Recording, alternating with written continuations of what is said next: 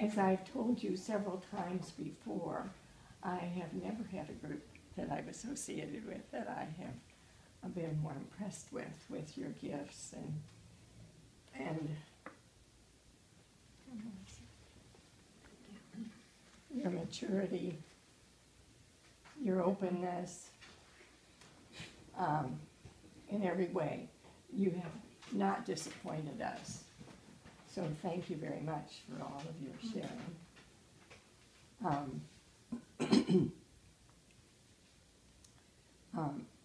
I asked Brenda to help me get together kind of like a summary of this phase, and I'll pass that out in just a minute. And today I think we need to hear from one another so that the sisters will know what to do with their call. And I need to tell you, along with the wonder of your being personally and as a group, that this vision of ours has been written, and that's all that we really feel that we've been called to do. So that is something that's intact for us to hold until the right group comes. So you won't disappoint us if that doesn't happen. What I'm trying to do is to set you free. So we really feel blessed with what we have learned from your sharing, and that's part of what Brenda helped me put together. And I'll give you that, and then we'll start passing. That's too big to pass, and that's too small to pass. We'll pass the flower so that you can tell us where you are with all of this, and just be free to say exactly where you are. And it will mean a lot to us to know what to do next. But phase 2 is finished, once we hear this. Okay. You each need a copy of this. And Catherine, when you get that, I would like for you to read the first part, which is called The Sisters Call. It's a repetition. And that was a summary of what we learned from phase 1. And then I'll get Melissa to read the summary of phase 2.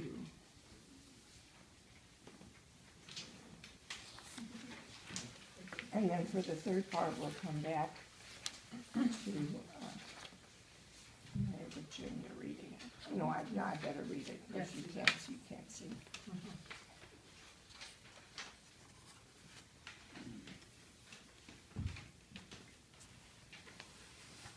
Catherine. The call of the sisters. To strengthen their legacy from Francis de Sales that all are called to holiness. To support the laity in a way of evangelization for our time. To affirm the moral authority of the laity. To be with the laity in their leavening living of the kingdom in the church and in the world. To be and to model the conversion from separation to communion. To pass on to others their faith in the future of the church.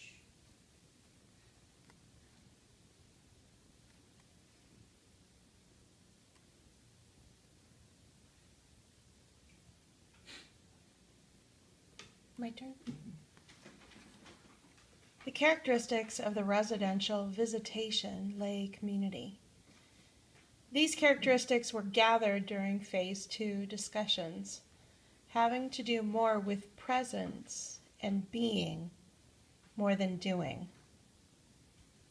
The community should be relational by being residential and in the midst of the neighborhood. Should be mutual in living as well as in decision-making. Dedicated to gospel living through the lens of love, inspired by Salesian spirituality. Stable, through the stability of a life lived by being where you are and being there well. Should be prayerful, in personal prayer and solitude, to know who you are and be that well.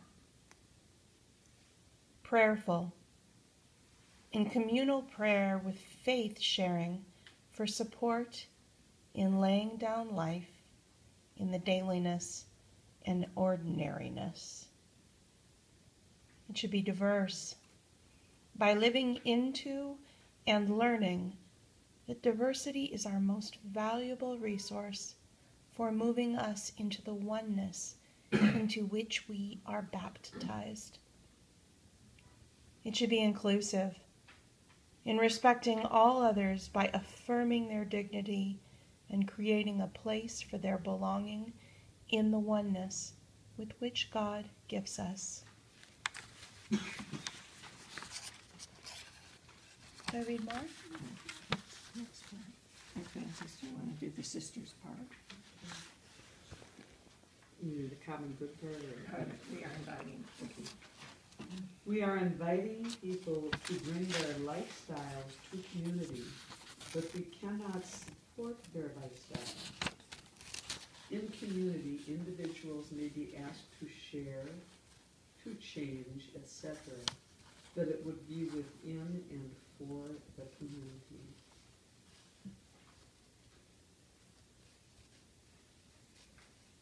Go ahead. The common good.